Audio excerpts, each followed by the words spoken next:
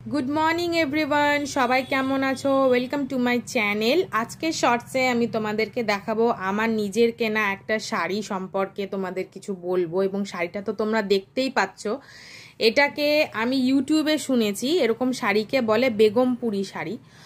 আর শাড়িটা হচ্ছে এরকম লাল সাদার মধ্যে গেছে, পুরো শাড়ি পুরো বডিটাতে এরকম কাজ আছে।